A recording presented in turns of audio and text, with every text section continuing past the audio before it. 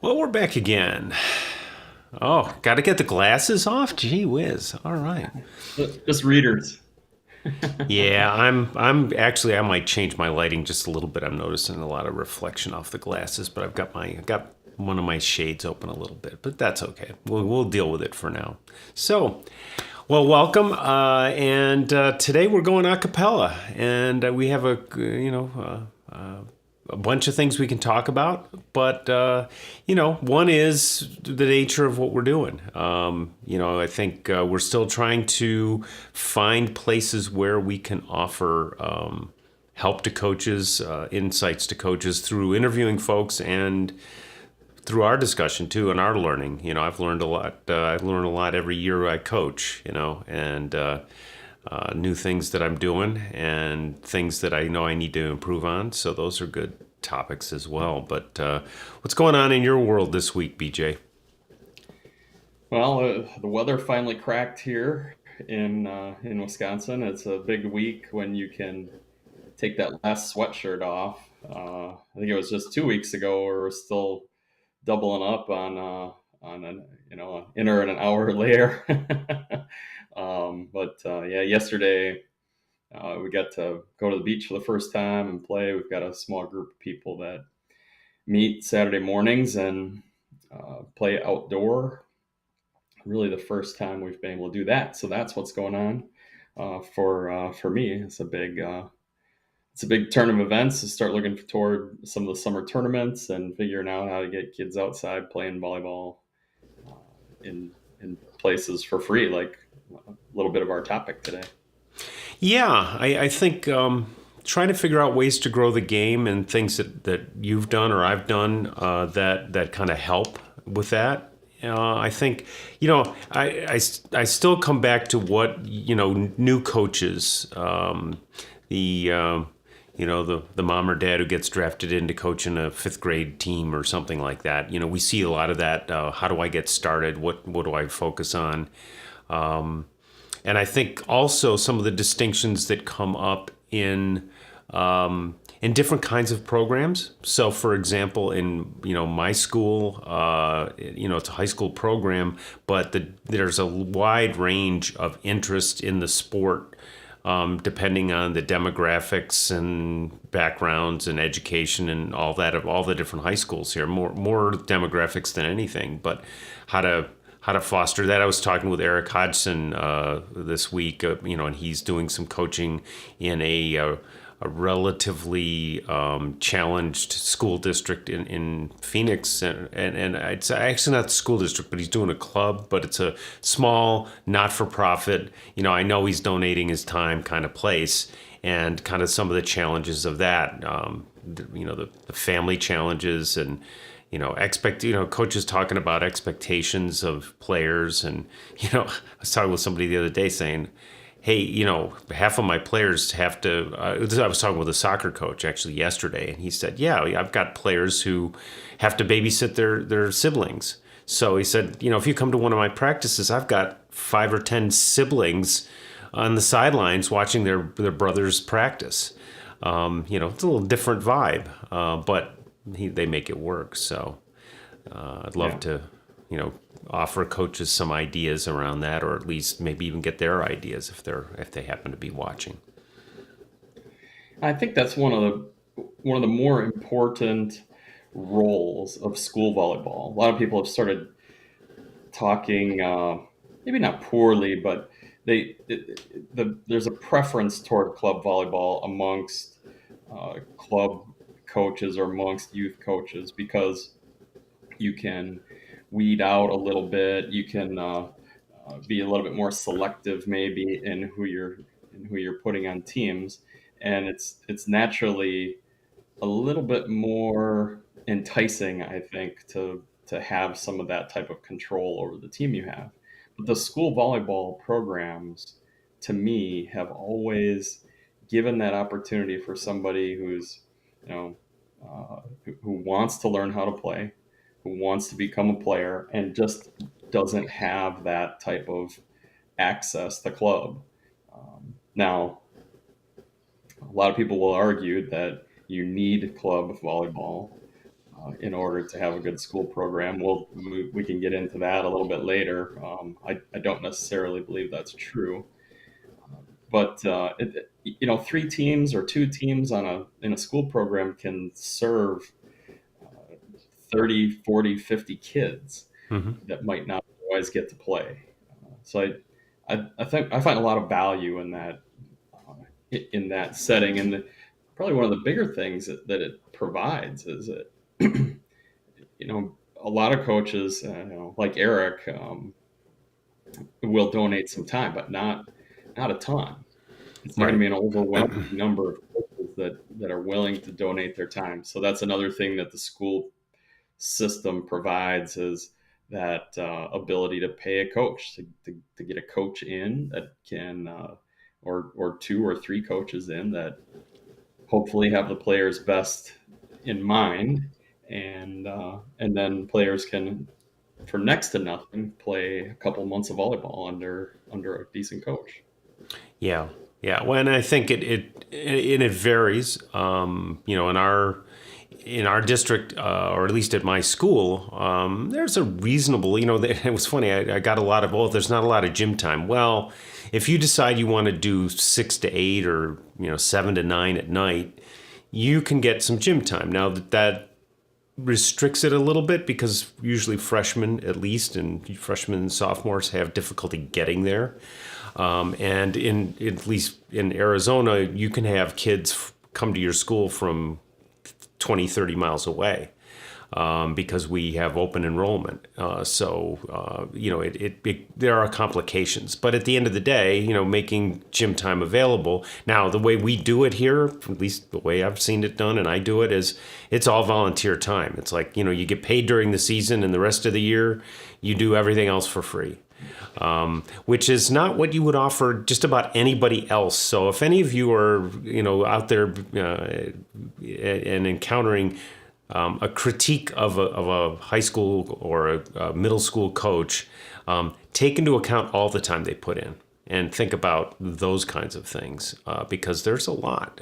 And if you're the head coach, and I am, in my last few years of head coaching at high school, I've learned a lot about the other things you have to do, which is half the job. Arranging for buses, making sure the schedule works, trying to get parents involved, which this year we did a little better with that. Having the end of year banquet or whatever your celebration is, fundraising, all of that stuff.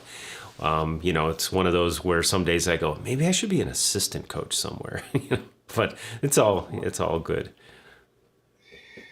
Well, let's talk about before, I guess I'll ask a question in a second, but Yeah. just to finish the thought on school and club. Um, Club is a natural next place for a lot of people to want to go, for coaches certainly, to encourage their players to go to. And in some cases, many cases, and I was at a school like this, it's just not going to happen for a variety of reasons, whether it's access, money, the time, other sports, um, other sports being either the time that they require, or maybe another coach says, we don't want you doing that. So there are a lot of hurdles for club as well. And I think something that really gets overlooked is just an ability in certainly in better weather months is to get outside and go play, whether it's at the beach or in the backyard or at a park on the grass. There are more and more outdoor types of either tournaments or places to play. It's going to take a little bit of work, though. It might take a coach doing a little bit of fundraising to get a net. Um, Yeah. Even the net systems have come so far in price that you can get if you're paying attention, you get a fairly decent net system for 80 or $100. I bought a Hmm. couple a few years ago just because they were cheap. I had a couple already. Yeah. Um, you know, Well, and uh, and I think if you're not doing that shopping around, you can still come up with a Park and Sun for $300-400, a real not very nice one. I mean, you got the whole setup, but those are things that you probably can raise enough funds to get something, and maybe you get an in between one for your first one or whatever. But yeah, we in fact a couple of years ago we played outdoor because in the winter term we couldn't. I'm in Arizona, so winter term you can be outside. We're not in snow. You can play outside during that period of time, and that's the only place we could play. And we didn't have a ton of guys show up, but if you get a half dozen guys working on their skills in the off season, you're going to be a better team and have more fun. Yeah, for sure. And I think some of that that really comes back to building the excitement of play.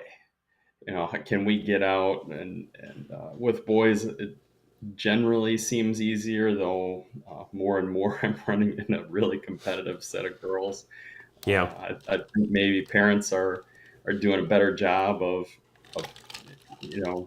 getting their young female athletes or their daughters to just be a little bit more competitive, to learn how to go for it and get dirty and sweat, and they're not just they're changing some of the role models as maybe that's a benefit or a remnant of Title IX.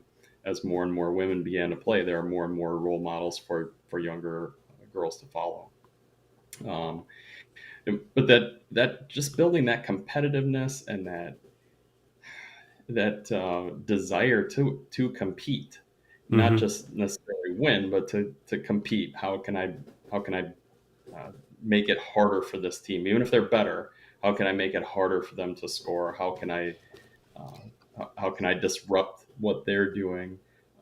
Those types of almost a mindful way of thinking about volleyball, as opposed to I just want to be a better passer, or I want to learn how to spike better, or those types of things. Like, how do we compete? How do we play? That seems to be a big motivator to me. It's interesting you say that. I see less of that in my world. I see a lot of how do we have fun. And it's a challenge because I had a great example this year. I had my number one player was very competitive, and got frustrated by the guys who wanted to have fun. And it's not that you can't; they're not mutually exclusive by any stretch. But how do you combine those things? Because when it becomes super competitive, and I've seen it, in the club side, on the girls and boys side, but I've seen all the fun sucked out of it because of the conflict among competitive levels within a club or a team, and even maybe even more so among parents. We can't win if my daughter doesn't get enough, any more touches, and you're sitting there going, she's getting all the touches she can get. It's that kind of stuff that. It's just one of those things you need to kind of figure out how to balance, and every program's probably a little bit different. I don't think Yeah, I don't coach an 18-1's National Open Division program. That's going to be different than some of the other things, some of the levels I coach. But as a coach, you kind of have to adjust to what you have. yeah. The motivation there is not hard. It's much more about managing stress and getting a person to learn how to enjoy performing, as opposed to being motivated. It's Hmm. the same thing that I saw in Division One, and even at a high school or club level. Everybody's motivated there. They're all doing everything. Hmm. Uh, it, in the off season, though, it's tougher to get those players, especially multi-sport athletes, to go and look at. I really love volleyball. I enjoy it. I want to go and play and find places to play. I think that's where everybody always says you get better in the off season. Well, that's true. You can make some jumps or continue your improvement if you're playing in the off season. Um, but boy, it has to be fun. You have to enjoy the sport if you're gonna get up and either early or just even to get in the car and make a couple of phone calls. I guess probably not phone calls anymore, but a few text messages to get your friends out there. I know too, because every Saturday I'm working on, hey, we're going to be there at 10. Who's all showing up? And sometimes it's three or four of us. It's hard. Yeah, and I think that's where you start to get an indication that things are starting to work when you notice that, oh, hey, but these 3 or 4 guys have been out playing sand on their own. And they've got the bug, and they enjoy the game. And then, it does gradually spread. My guys have become more interested in those kinds of things. Coach, when are we going to have open gyms? The day I was done, but you mean we're done? We're not doing it anymore? I'm like, well, not for a little while. And, then it's figuring out, okay, now when can I get gym time? When do and as a coach also, when do you give yourself downtime? Like we're off.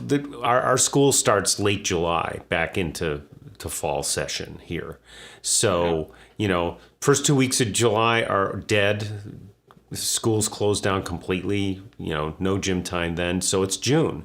And, my time off is June as well. So it's kind of like, okay, probably take half the month or as much of the month as I can to get them in the gym, open gym. And now we've got a club that's playing out of our gym that's taken up some of the gym time. We've got the girls program that's, coming up on their season. They're going to take up gym time. I've forgotten, but we have had in the past an outside program run in the summer. I'm guessing maybe they're not running this year, but if they are, there's 2 weeks out of gym time that nobody's taken into account yet. All kinds of fun stuff. I'm sorry, I'm gotten into my own little world here. I had a question for you.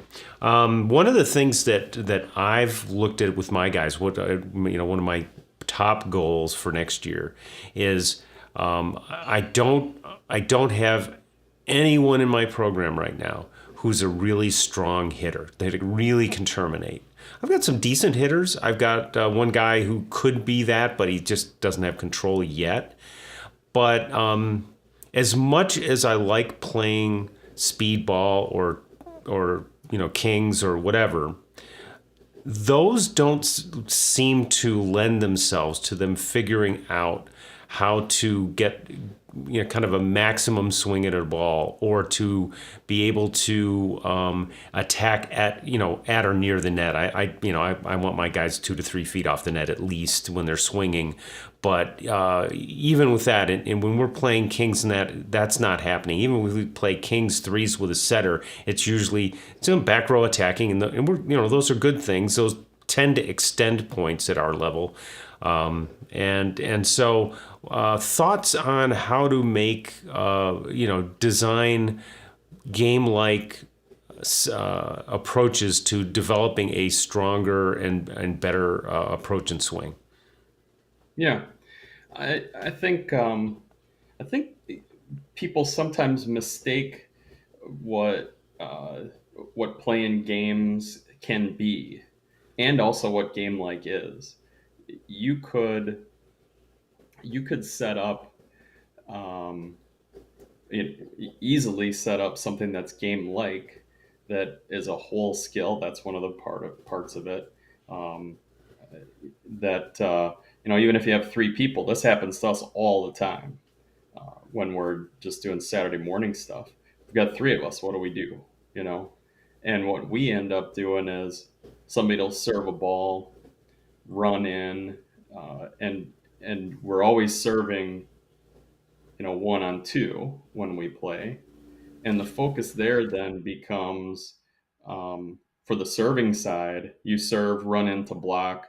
We have to pass that hit. There's no shooting on 2. That's so we've set up a couple of rules or constraints, would be the fancier term, to force a hitter to make that play.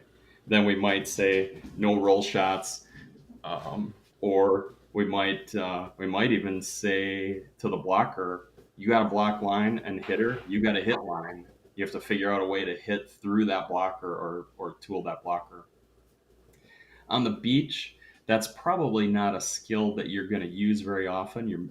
You're avoiding a block, looking for a hole, but that type of constraining can help you get better for an indoor model where you're Mm-hmm. most of the time going to see at least one, if not two, or even sometimes three blockers. So there's one way. Obviously a big proponent of playing doubles and triples. What I think you can do is to add some constraints like that, where you say, look, you can't score on a roll shot. There's no back row attacking in this game. If you can't attack from 3 feet, it's just got to be a bump over an easier ball. Mm-hmm. Um, Taking the size of the court down. If you shrink, if you're playing triples, Mm-hmm. there are so many holes out there that a good hitter can hit. So maybe you cut it down to only a skinny court where it's just a half court or a 5/8 or 2/3 or something like that. And it's it helps if you can get even just one player to hit that first hard ball, to really take a good swing, or Mm-hmm. you find a setter that's willing to risk setting a little closer to the net so that somebody can hit a ball downward rather than just having a roll shot. I think all those types of things, it's just shifting the focus to the thing that we want to tend to. Uh, Maybe you can only score if you swing hard. Maybe you can only score if the ball hits the ground directly. Um, there are a lot of different things that you can think of in order to create that one thing that you believe. You Yeah. may be choosing incorrectly, Mm-hmm. Yeah. what's important, Nah, right? that's never happened to me in the past. Well, yeah, Yeah. I know that's for me. It was eye opening to start taking stats. I did this maybe 5, 6, 7 years ago. I started taking stats on terminations. How are we terminating? How is the other team terminating? And that definitely shifted my way of thinking in practice. Like we need Mm-hmm. to, we were out of system a lot more often than I thought we were. So rather than working on in-system attacks, we started working a lot more on out-of-system attacks. How to still get a strong attack when the ball is set at 7 or 8 feet, rather than that perfect 2 or 3. Yeah. So I think there are just a lot of ways there that you can be creative in looking for that one thing that you need. If you're bad passers, there's no way to get better other than to receive a lot of serve. Maybe there's a form thing or two that you can do, but even the worst form can pass well enough if you time the ball properly and angle your platform correctly. So I think there are things that are easier than others to learn. Serving is another one. Anybody can go out with a bag of balls and learn to serve, on their own. Um, then again, it gets tougher when there's somebody receiving serve. Then you learn how to move the ball around better. So there's some natural things you can do. You can do some verbal constraints, and the biggest thing, Steve, I think, is you have to tend to the things. You have to, number one, figure out the things that are important to your team, and maybe what's holding you back. And then number two, you have to tend to those things and take stats on how did we find success? How did we find errors? Mm-hmm. Where are the errors coming from? Um, and errors aren't necessarily even all evil. I think we have to take errors up in order to take the Right. in order to build range.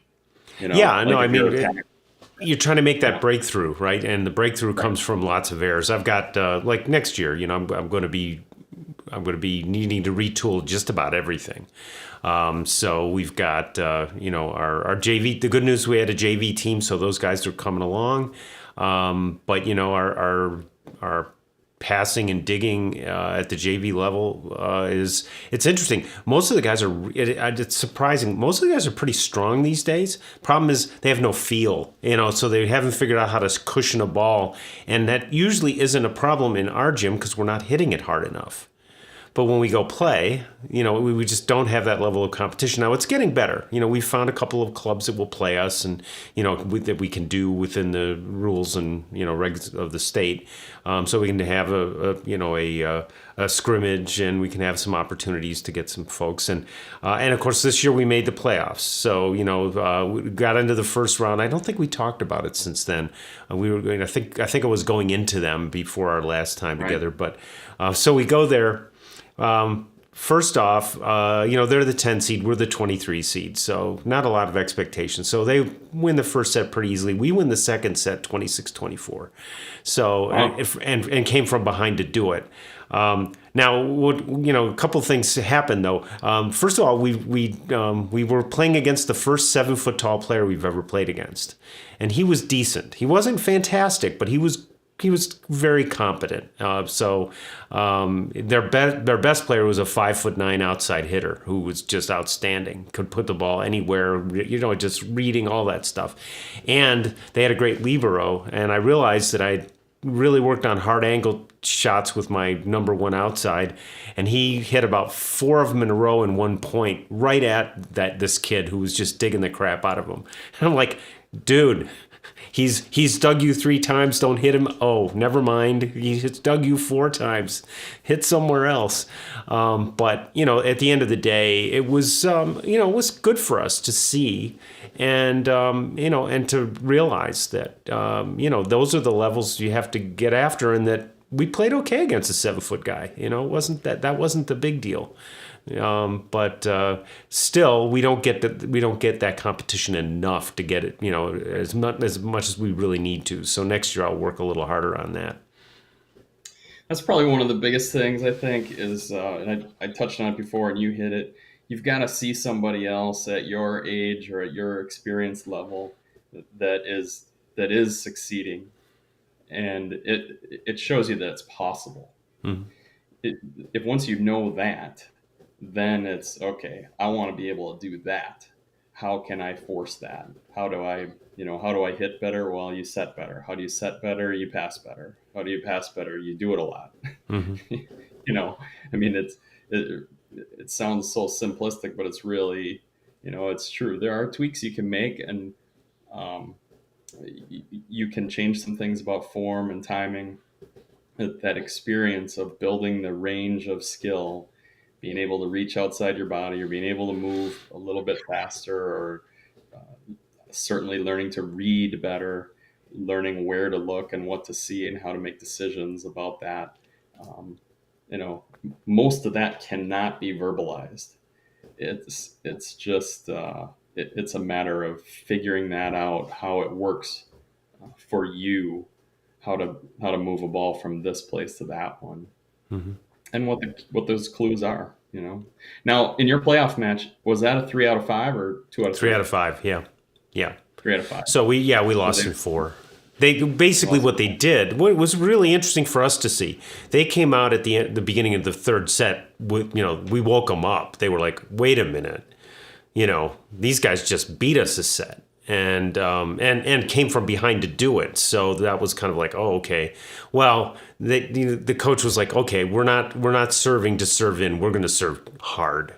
And not that they weren't lollipopping it, but they weren't using their best jump serves with top spin, and so Right. they just increased the velocity on their serves, probably an average of 3 to 5 miles an hour kind of thing. But serving us deeper, serving us harder, kind of chest level. And we're just, we are not, there's a few guys who are comfortable stepping in, but some of my guys aren't used to stepping in and taking it with their hands. So they'll get caught in no man's land. They're either not deep enough, or they don't make the decision to get their body out of the way because they haven't really developed that skill very well. My number 2 outside, though, to his credit, he passed. In that match, he passed up a storm. At the beginning of the third set, he got on his heels. It was all he was really frustrated. But God love him because he's a sophomore and he's going to be he is a good player and he's going to be a better player. But he adjusted and his passing got very good at the remainder of the third set and into the fourth set. So I was very happy with the overall level of play. You obviously like to win, but the realism is important too. And I think and the realization that by the time the bus ride's over, and it was a long bus ride, it was about an hour bus ride. For us, that's long. I know you guys go way farther than we do. But by the end of the bus ride, they were all on to the next thing. The coaches were the only ones who were sitting here going, I wish we could do it, But, I think that they had a very successful season. And the good news was, had we won, we would have had to play on the night when we had our celebration all scheduled and all set up, and we would have blown it up. Not that I cared about that, but it would have been a nice problem to have. But we had a great celebration. And what we've been doing, which I stumbled onto last year, was we rent 3 sand courts and outdoors, and we have it catered, and the families come and the kids play, and we book them from 6 to 10 at night, and the lights turn off at 10:15. And guess where I was at 10:15? Making sure we cleaned up everything before we left the sand courts. So they had a blast, and we're going to keep doing that because it's a great idea. Yeah, this is a super idea. I think there should be more of that. Matter of fact, if I go back to a high school or youth type program, which I endeavor to do, that's probably one of the biggest things that I would change about the off season is the first thing I would look to purchase would be a couple of nets. Of course, they can use our own. We fashioned our nets so that we could set them up pretty easily on the beach with a couple of frisbees and a couple of anchors. You can set up those Park and Sun nets on a beach or any place really that you can dig into. I think we would now in Wisconsin we can't arrange leagues. Coaches can't arrange leagues for players, but we could give to the players. Here's how to run a bearing tournament. Here's if you have 4, 5, 6 players, and help them organize. I think one of the more important things, I was listening to a podcast this morning about motivation to do things like exercise. One of the big motivators is having a friend that's going to do it with you.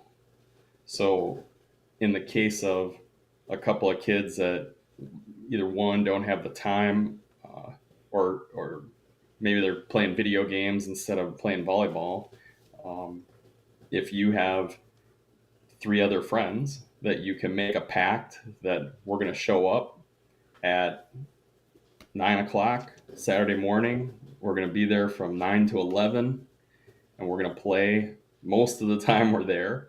And if you can get that sort of, again, it would be against a coach or against the rules for a coach to dictate that in a lot of states. Mm-hmm. I would encourage players, while I was allowed to speak with them, here's the way to get yourselves there. Here's a way to make sure that you're getting your workouts. Make this pact that you're going to go. Figure out a way to get them, put a ball in their hands. There again, we weren't allowed to give out school equipment. So how do we find a ball? Where do we get a ball if we can't afford to pay for one? There are ways to make that happen, that a coach can make that happen, I have to believe. Yeah, I think those kinds of things. I was just thinking about, as you were saying that, I was thinking, I got a sand court down the street from my house. It's a wreck. So one of the things I need to figure out is I played sand long ago. I actually wound up stress fracturing a hip playing sand. So that's when I stopped playing sand. Tell them that. Yeah, well, that was a freak accident, but and that was 20 years ago. So it's. I just how to clean up a sand court that's a town court that doesn't get much maintenance kind of thing, I'm sure raking it helps, but there's probably special approaches to getting the crap out of the sand and making it a little better to play on just to get it going. And those would be things that I'd love to get my guys going with. If you were thinking about, let's say you're coming on board, you got this parent who gets drafted in, or maybe a teacher who's just been asked to coach a 7th grade team. Where do you start? Well, I mean, I've done this in a couple of cases myself. So I'm speaking from experience. I think the first thing that you've got to really work on with the parent is that you're going to have some ideas about what you think need to be done, and let's not guess. Let's figure out what really needs to be done, either by evaluating the players, taking some stats, looking at what's important in the league that they're going to work in, and let's work on those things. Because we get I was just having a conversation on Facebook with a pretty well-known coach that made a few statements that I just completely disagree with, and I said, why are these things important to you? Well, because I think they are. Those are the most dangerous statements, especially from well-known coaches. So many of our well-known coaches are college coaches, and hey, if you can recruit and you can strategize and scout well, you don't have to be good at training. They're gonna learn by going to play the matches, and every coach is gonna do some 6 versus 6, and a lot of college players are playing various things in the off season just by sheer volume of training. Mm-hmm. Those players are going to learn. The training doesn't necessarily have to be good in order for the team to be good. So I think there's a big piece of that. What's really important, and one of the parents that I was working with, who was coaching because his daughter had a team, I walked over to his court, and he was spending maybe 40 minutes out of a 2-hour practice talking. And just talking about, you got to do it this way. This is the so-called right way to move your arms or move your legs, and a lot of his ideas were pretty antiquated. They were things that he had learned 20 years prior when he was playing. Just he's making that same old problem. I'm going to coach the way I was coached, and I'm going to copy this famous coach, and I'm going to do what he's doing or she's doing. That's dangerous. So I think the first thing is, let's figure out what's important. At most youth levels, serve and pass is critical. So we can do a lot of serve and pass for any team just by starting everything with serve and pass. You can get into every other skill by starting with serve and pass. And I know that sometimes people are going to say, well, we can't hit a lot when we're serving and passing. We can't learn how to hit. Like, well, if you can't serve and pass, hitting is not real important. There's a lot of motivation to learn how to attack. Because and there are ways to get to that too. I mean, if you start a season with a 5th, 6th, 7th grader, and you say, look, we're going to work on self-tossed attacking from halfway in the court, 15 feet off, not near the net. It's going to be ugly as sin when you start, and it may be ugly as sin when you finish. They may not get there yet, but just having him try to do that skill, that again, it's a bit blocked, but it leads to jump serving and other things much later on for most kids, not everybody. And then if you say, okay, one of the things we're going to do with serving is we're going to start serving where you can get it over the net. So if you're a 15-foot over the netter when we start, let's start there. And we'll move you back, and we'll give you, I'm a big advocate for the torque serve. And I saw somebody this week in VCT argue, "Hey, I still like the underhand." I'm like, okay, if that's what you need to do and you feel most comfortable with it. For me, it doesn't translate as well into developing the pieces that you'll need for the overhand serve. But okay, if it's between that and getting the ball over, and I've run into 12-year-old coaches who say, you can't play on my team if you can't overhand serve, and I'm like, all right, now then when you query it a little bit, you realize that they're getting these ridiculously athletic kids at 12. They're getting the cream of the crop, and they can do it, so it's reinforcing. It's like, well, my girls can do it. I'm like, yeah, but I have a 16-year-old boy who can't get over an overhand serve yet. And you know what? It's more coordination, and he's, at that stage where everything's grown and he's just awkward. He's going to be good. And so he torque serves, and it works. And, it scores. You do that and you do receive, and I'd be curious to your reaction. There were a couple things about, how do I get these girls to move? They're not moving. And I have some thoughts, but I'd be curious when you see that, because it comes up a lot. What do you think of when you see that? Most of the time, in the moving issue, it's because the player doesn't understand that it's theirs. Mm-hmm. If it and an easy way to get to that is, and again, I'll put it in the terms that I understand and know.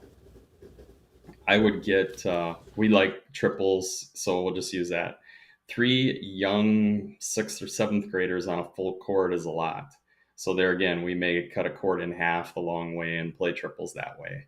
And what I encourage them to do before they start is, hey, let's huddle up. And they're not going to be great at this at first, but let's huddle up and let's figure out the responsibilities on this court. Who's going to take a ball that's short? Who's going to take a ball that's deep? If they're hitting from over there, who's got what part of the court? If they're hitting from the other side, who's got what part of the court? So that they make some agreements. It gives them some autonomy, which we know is a critical piece of learning. So with that autonomy of, I've decided this is what I'm going to take, and you've agreed with me, partner, then I've got to take it. Now, as coach, the coaching moment, if the ball falls in, nobody moves, you can simply say, who is going to take that ball? Whose responsibility is that ball in the future? Rather than looking to blame somebody, mostly what you hear is your coach screaming, move your feet. Well, that simply moving your feet isn't going to work. You need to see where the ball is going. You have to understand that it's yours. You've got to make that move to go get the ball. And that responsibility, knowing that responsibility a priori is a critical thing. So I like the future focused type of feedback. Who's going to do that next time? Yeah. Who's got that ball? And just, you may have to wait 30 seconds for the 2 of them or 3 of them to figure it out. Yeah, that brings us all the way back to that session we had with Jim Keane, right? And that was a big change. So for coaches out there, I've been doing this for about 20 years or so, and Jim came in and talked to us a little bit about on-court communications, and that if you go into my gym this year versus last year, my guys have those conversations. Are they great at it? No, I still need to reinforce it as a coach, but it's okay. That ball just fell. You 2 or 3 or whoever need to have that discussion now about what's going to happen next. And, and Jim, I love that conversation about, hey, we're the only country where people call mine. Why?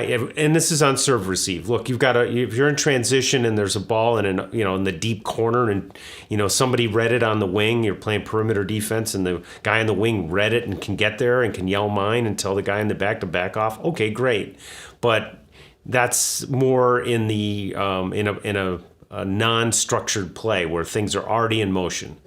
But other than that, Doesn't make a whole lot of sense as the ball is in the air to call mine. Yeah. Yeah, I think there's a lot of pressure to do that, and again, it's tradition. Somebody Yeah. came up with that idea.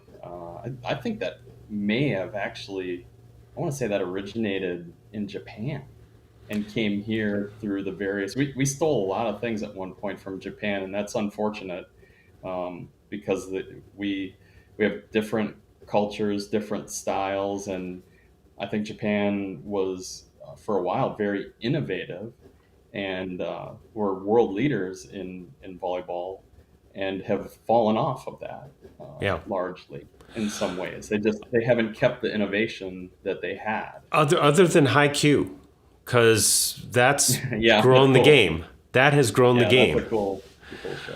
But yeah, Yeah, yeah. go ahead. I was thinking about, well, the other thing that reinforced that, and this, I've seen it in enough gyms now to know it actually did happen this way, is when Finding Nemo came out and they had the dopey scene with the seagulls calling mine, mine, mine. And then every coach, Yeah. including me, was like, oh, hey, I need to hear this out of you. This was years ago. But yeah, I fell into that trap. Yeah, I think just for me the biggest thing there is they have to figure it out. And even I mean from working with college players, they are not doing that. Most of them weren't doing it there. They didn't know how to do it. They didn't know how to have that conversation because they were never allowed to do it as youth players. They were just told, this is your ball. This is your ball and that one's yours. Yeah. Rather than deciding. It's Yeah. every time you put two different players out there, what's mine and what's yours is different.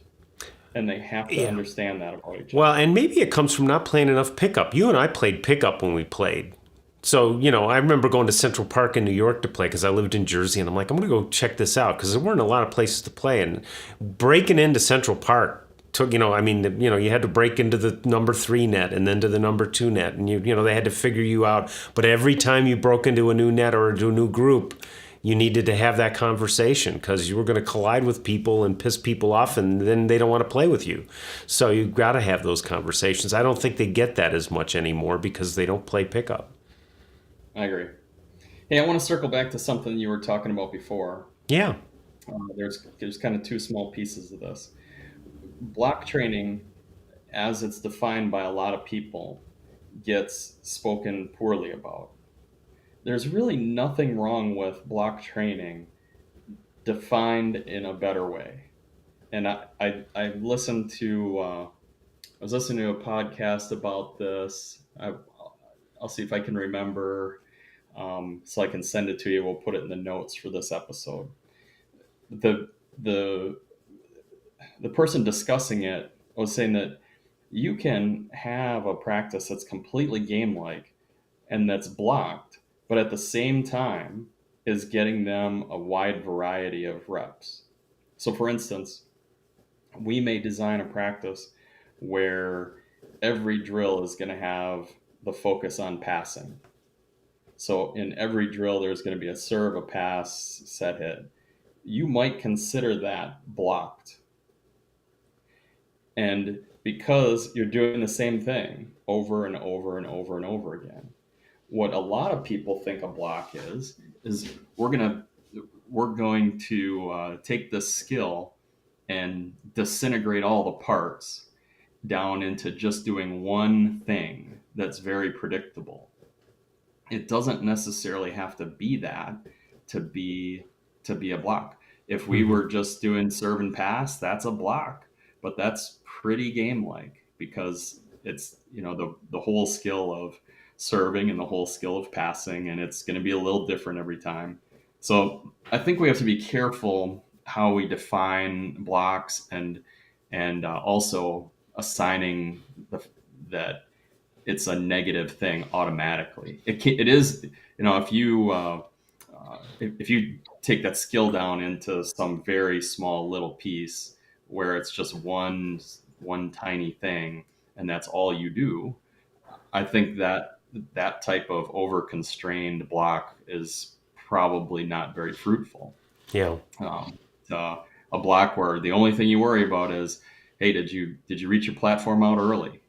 And if you put them in a variety of situations where the only key is, are you reaching early? Are you reaching early? Not that that's the right way or the wrong way. It's just, let's focus on that one thing. That can be a block, even though it's a game like rep. So in your example, and this is kind of part two of what you brought up, you mentioned the self-serve or self-toss and attack.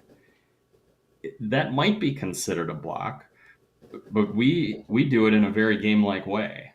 We play that drill with 6 groups of kids on the court, 6 partners, one on one side, one on the other. One partner tosses a ball, does a jump and hit, and hits it near, not to, but near her partner, who digs and sets, might catch so that it's a little bit controlled, or you can dig and set yourself and then hit it back. And from that, if you're digging and setting and hitting back and forth over the net, that's playing.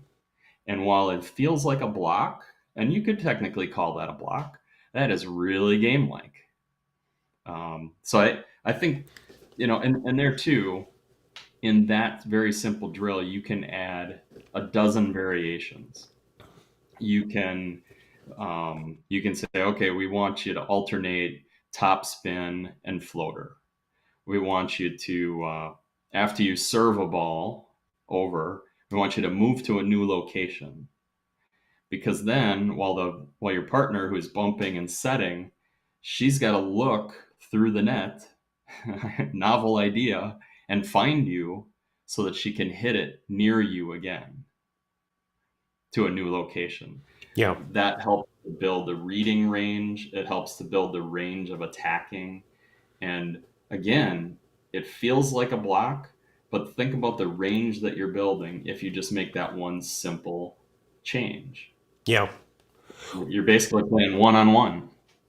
Well, and there's another element to it too. If you want to break something down, like, I've looked at a number of, Jim Stone puts out a lot of stuff, and some of it's pretty helpful. In fact, a lot of it's very helpful. But he does tend to break things down a little bit and do a little more repetitive stuff. And you don't want to throw the baby out with the bathwater. It's like, when I use elements like, maybe I've got guys who are hitting with a very stiff arm, and an extended arm. So they just reach their arm up with the elbow already extended, and they're just swinging their arm from the shoulder. I might have them do a few where they lead with their elbow and just take a snap or whatever, but I don't spend a bunch of time on it. I'm like, okay, let's do that, and then let's bring that into a more random. It might be hitting. It might be, we do a drill called available, but basically it's, put a ball in play over. If it's coaches, we'll throw it, but mostly we will have players. Ideally, I'll have a setter set the ball over as a free ball, pass, set, hit, and rotate through there. And then maybe we'll add a block in the right, depending on the situation. But try to make it kind of continuous, and so they're doing the whole skill quickly after you break down an element of it, so that you're not spending 15 minutes, pounding a ball into the floor or hitting against the wall or wall. We do a little bit of wall setting just to get the hand feel for it. But if I do more than 100 touches of wall setting close to the wall just to get their wrists going, I've spent too much time. Yeah. There's a good point about that. I have gotten rid of all the wall setting only because I think it's too far decomposed for me. But that's still, I still think, like in your arm situation, I think a great point that you're making there is every player needs something different. I think a lot of time in practice is wasted by, okay, everybody, we're all going to work on the same thing. And they get stuck in a line, and the coach is tossing a ball over, and they just rotate through the line, and they do this one little decomposed part of a skill. So that's another reason that I like play so much, is that I can walk around. Sometimes we call it grazing, where the coach kind of walks around and sees a player. You watch a player play 4, 5, 6 times, and let's take your example where the guy he's not extending his arm. We can put a constraint on him, or we can pull him out, talk to him a little bit, and see, number one, can he fully extend his arm? Can he make this motion? And while everyone else is playing and learning, we can we can figure out, is it possible for him to make this movement? Does he? Because if he can't, that's a place where, all right, if you can't make that movement, we have to learn how to do it. Yeah. You take 30 seconds, get them to feel the movement, and then you get them back out on the court with a constraint of, you can't score anytime that this breaks down. For you to score a point, you've got to make the straight arm movement. Yeah. Most of those cases, it's if somebody's hitting with a bent arm, it's because they're too late to the ball. They just need to get there earlier. So my advice would be to that player, all right, hey, go earlier. You're going to paintbrush it a couple of times. You're going to miss a few times maybe, but let's get you there earlier, and let's see if that helps you to extend that arm. In almost every case that I've ever worked with players, even some players that have been doing that for a long time, they make that adjustment really quickly just by the timing of it. So, I think there's a way. I haven't found a skill yet that we can't learn in gameplay. Sometimes it does involve taking a player out, and team's got to play 2 versus 3 for a bit. But then you individualize the training, and we haven't wasted everyone else's time by simply lecturing to all of them. I think it would be very rare anymore that I would stop a practice to speak to everyone, because it's just so rare that they all need the same thing. Yeah. I think there's, and I look back on things that I haven't given up yet. For example, I haven't given up wall serving, and the only reason I haven't given up wall serving is number of opportunities to hit the ball. It's it comes right back to you. It turns out in our gym we have, it's a really nice place to, if you hit this zone, it's going over the net, so we can do that. But and I let years ago I started doing a little bit of that because I wanted to get the number of reps in, and with my girls I wanted to get them a feel for how many of these do you have to get in a row to be successful, and not that it's bad if you get 10 out of 20 right now, but if you go, and we would just go and do 20 wall serves and say, hey, did you get 18? No? Well, we'd like to see 18, but move towards that. And then, I have a little more luxury now because I can set up 3 nets in a gym, and I've got essentially about 25 to 30 guys. So now I can just do it over the net, so we don't do as much of that. But, if you're a new coach and you've got 1 court and you've got 30 girls or you're whatever, those kinds of things are things that are a bit blocked, but might help you at the very beginning levels. And to your point, there are these combo skill things, like you might come in and say, wait a minute, I'm going to have a girl hit across, and then some girl's going to dig it and pass it to her. They won't be able to do that. I'm like, you're right, they won't. But if you start doing it, they will. It won't take long. You'd be surprised. Quickly. Yeah. You learn quickly when it's the skill. I mean, we, in my latest recreational group, we had a group of 3rd and 4th graders. None of them, 16 3rd and 4th graders, none of them had ever played before. And by the end of with 6 weeks, 1.5 hours a week, by the end of that time, we were able to get some doubles rallies going with either 2 or 3 balls going up in the air, and not, they're not hitting the ball downward, but there were some balls being bumped and maybe bumped again, and girls taking swings, and sometimes they're going over. We get better at what we do. Yeah. I think one of the biggest things is there aren't any shortcuts. That's the no, it biggest takes shortcut. time. It does take time. You can accelerate it, but it does take time. Yeah. The only shortcut is that there are no shortcuts. Yeah. You've got to put in the work. I would say there is a shortcut, though, and the shortcut is using good training methods, because if you use straight up block broken down skills, it's going to be slower. Now, slower is relative. I've got guys I have one guy who's been playing for 2.5 months now, and he gets so frustrated when he can't set a perfect ball. We laugh because he's gotten so used to referees holding up two fingers that it's and it's like, look, it's okay. You're just starting. There are some things you need to do differently, but at the end of the day, you will get better at this just by doing it and by listening to what the small adjustments. But at the end of the day, relax. It just takes time. These guys you're playing against, some of them have been playing 5-6 years. Right. Don't have an unrealistic expectation. Yep, that's the biggest part of it. I think we accelerate the learning by getting to one key or one small thing that we're focusing on while doing a whole skill. If you can put it in context quicker, I think that is a way of making you learn faster. So I think that's why our on the men's side, the men in the U.S. train with a lot of. I'd be surprised if many of the programs are doing anything other than serve, pass, set, hit. That's just how the culture of men's volleyball, grew in the United States with a small batch of leaders that chose that methodology. On the women's side, we have almost endless resources, and it took us until, just this last Olympics, working with coaches for the last several quads using that. It's not a style built for men. It's the style that the men on the U.S. Right, that's ground what they have used, which is, hey, we're going to serve and pass, and you've got to have success against the defense in order to learn. I don't think that's a coincidence.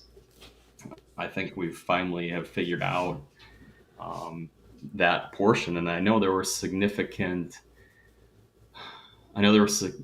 struggles in the women's gym with, that's how we're going to do things. We're not going to break things down. We're not going to, now these are super athletes.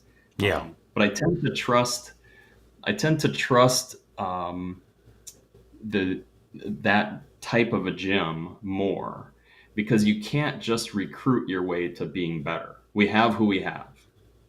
It sounds weird, but at the Olympic level, we have who we have on the team. This is all we have. We're the only people that are going to help us get better when we're training. We can't go and recruit our way to success.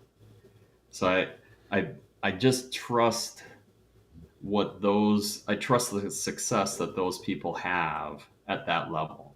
Yeah. Even at lower national team levels, if you get into U16s or U19s, sometimes the best players don't even play. They just don't go and play for the team. So you could still recruit your way to getting better. No knock against any of those coaches, for sure. Yeah. I just, when something seems to click in at the national level, or at the Olympic level, it feels a lot more. It feels far more similar to somebody, to circle all the way back in our conversation, to somebody who's coaching at a high school, because who you have at that high school, in many cases, not all, because there are those schools that can recruit like mad. Yeah. But you show me a high school where you haven't recruited anybody from outside the school district that's winning titles, and we had one here in Wisconsin that won a dozen state championships just using the kids in this small town. And those are the coaches to me that are impressive, that can say, here's what we did and it worked. Yeah. When I hear a college coach say, here's what we did and it worked, that's great. Why did it work? Or how do we know that it worked? Because you may have just had the better athletes. Yeah, I think that's one of the things I find that I have to remind myself, I've got what I've got to make the most of it. I've got to also take into account what these guys want to do, and so, this year my libero really wanted to play outside and just wasn't ready to do it. And eventually, maybe he will. I look at his overall skill set and go, I don't know, but hey, force of will, sometimes, they figure it out and find a way. And so I wouldn't discount that too much. But what we needed him to do is be a good libero this year. And then, next year he's going to probably not be with us. So now we've got to, okay, who's next? What do we have? Do we even use a libero? If my middles are better passers, do I just leave them in? Or do I have somebody who, and of course at high school we have enough subs that we can do a lot of stuff that other people can't do. So that gives us a lot of flexibility. How to get everybody involved in the program. I had a senior this year who was first year player, and we found a way to get him on the court a little bit, not a ton, but and we talked about it, and it was important for me to talk with him and say, look, you understand that you're not playing as much because of this, but we will do our best to get you in situations where you can be successful and that you can have some fun. And by the way, you've been terrifically supportive of everybody on the team, and I really appreciate that. Those are the kinds of things you got to figure out how to do. And one of these years I'm going to have to cut people, but I'm not there yet. Yeah, that's another podcast. Yes, it is. It is. Well, and my attitude is if I can get them, if I can find a way to get them to continue to play, especially high school and junior high, if you can find a way to keep that kid playing ball, even if it's not on your team, even if it's just at practice or whatever, do it, because you do not know what you're going to have until at least the end of their high school career and probably into their college career. Yeah, we'll talk about that Yeah. in one of these upcoming weeks with Brett Weidman. He's a boys coach in New York, and he had a gem that he had no idea he had until the kid left his gym after his senior. I mean, the kid was good, but he had no idea how good. We'll talk through that with him. Oh, that'd be great. Yeah, it's more nets and more. I think the way I've said it to a lot of people is, they say, well, we only have 12 uniforms. Well, go buy a T-shirt for everybody. It's middle school. Get everybody a T-shirt, put the uniforms back in the storage closet, and make practice your match time. Get everybody on more nets, playing more games. And when you go to the matches, that's going to be a little bit of a letdown, because if you're rotating everybody through, you're only going to play so much. That's why you have to make practice so much better. And then we just keep 30 kids on our 7th and 8th grade teams, each 30 kids on 7th, 30 kids on 8th. And we kept everybody that was coming out. And we just made practice so much fun that they all wanted to come. That's the way it goes. Hey, we're beyond our hour here. Yeah.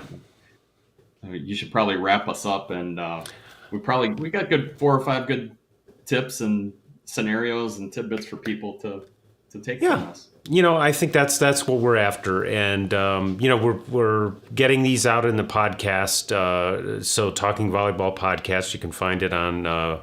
We've been putting the direct link on the site, and it's on Apple and Google and Spotify. And I'm looking at getting it on some of the other platforms. So folks are listening, and this for the most part, this is better for listening. Down the road, maybe we'll do some film study, things like that. But for now. This was a week when we just decided to have a chat. So join us next time, and we'll be up most likely next week. BJ, you'll let me know when you get something lined up, and we'll let you know at the end of the week who we'll have with us next week. And that's it. So we'll see you next time. Sounds good. All right. Have fun watching the Bucks. Will do.